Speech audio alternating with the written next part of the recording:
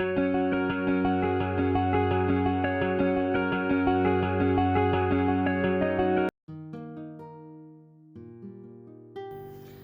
The Lord.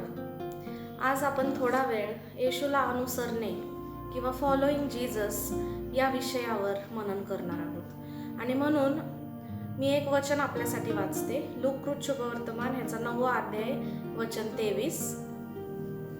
त्यामध्ये येशू त्याच्या शिष्यांना काय सांगत आहे हे आपण पाहूया. लूक 9 वचन 23. त्याने सर्वांस म्हटले, जर कोणी माझ्या मागे येऊ पाहतो तर त्याने आत्मत्याग करावा व दररोज स्वतःचा वधस्तंभ उचलून घेऊन मला अनुसरावे. या ठिकाणी येशू त्याच्या शिष्यांना सांगत आहे की जर कोणाला त्याच्या मागे जाण्याची इच्छा असेल तर त्याने काय केलं पाहिजे. आणि येशू या ठिकाणी दोनच गोष्टी सांगत आहे. पहिली गोष्ट म्हणजे आत्मत्याग, स्वतःला नाकारणे किंवा स्वचा त्याग करणे, यालाच आत्मत्याग असं म्हटलेलं आहे. आणि दुसरी गोष्ट येशू त्यांना सांगतो की तुम्हाला स्वतःचा वधस्तंभ घेऊन माझ्या मागे रोज आणि रोज चालणं गरजेचं आहे. तरच खऱ्या अर्थाने तुम्ही मला अनुसरणारे किंवा माझे शिष्य असे म्हणू शकाल.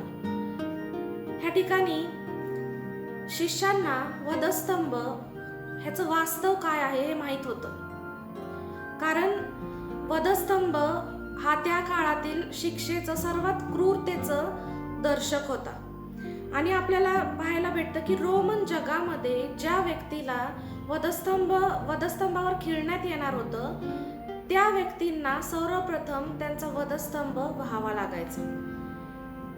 ज्या ठिकाणी किंवा ज्या जागेवर त्यांना खिळण्यात येणार असायचं त्या ठिकाणी त्यांना त्यांचा वधस्तंभ घेऊन जावं लागायचं.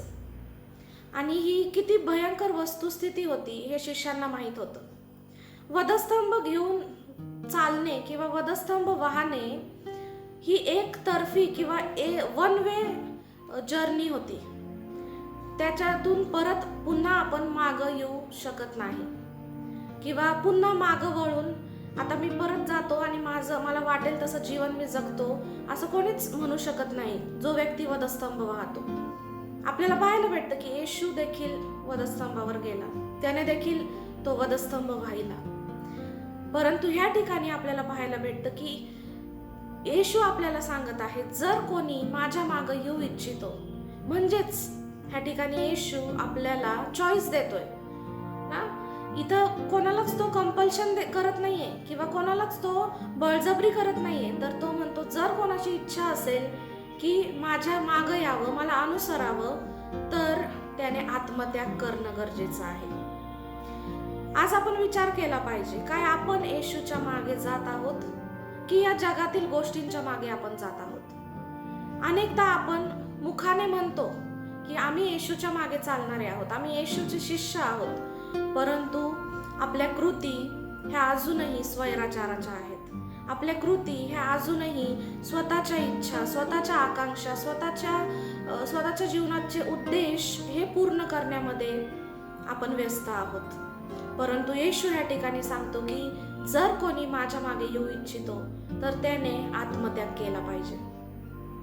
स्वतःचा त्याग करून त्याच्या मागं रोज आणि रोज चालणं किंवा आपला स्वतःचा वधस्तंभ घेऊन त्याच्या मागं जाणं, ह्या दोन्ही एकच गोष्टी आहेत, ह्या दोन्ही एकच संकल्पना आहेत. आणि म्हणूनच आज आपण विचार करूया की काय मी खरंच येशूच्या मागे चालत आहे किंवा नाही. आणि जर आपण येशूच्या मागे जात आहोत तर तो आपला प्रवास हा वन साइडेड प्रवास आहे, वन वे जर्नी आहे. त्याच्यातून आपण परत मागं वळू शकत नाही. आणि म्हणून आपण विचार केला पाहिजे. कोणीतरी असं म्हटलेलं आहे, येशूसाठी मरण्यापेक्षा येशूसाठी जगणं हे खूप कठीण आहे. कारण येशूसाठी जगत असताना जर आपण खऱ्या अर्थाने त्याचे शिष्य म्हणवतो, त्याला अनुसरणारे म्हणवतो, तर त्यामध्ये रोज आणि रोज मरणं आहे. रोज आणि रोज आपल्याला मरावं लागतं. आपल्या स्वतःच्या इच्छांना, आपल्या स्वतःच्या उद्देशांना, आपल्या स्वतःच्या मोटिव्हजला आपल्याला मरावं लागतं आणि येशूसाठी जगणारे असे आपल्याला बनावं लागतं. आणि म्हणूनच येशूसाठी मरणं हे खूप सोपं आहे, परंतु येशूसाठी जगणं हे कठीण आहे, परंतु अशक्य नाहीये. आणि म्हणूनच आज काय तुम्ही तयार आहात का येशूसाठी जगण्याकरिता, ह्याचा विचार आपण करूया. काय तुम्ही येशूला अनुसरण्यासाठी तयार आहात का? तो येशू आपल्याला त्याच्या मागे येण्यास, त्याच्या पावलांवर पाऊल टाकून पुढे जाण्यास सहाय्य आणि मदत करू. आमेन.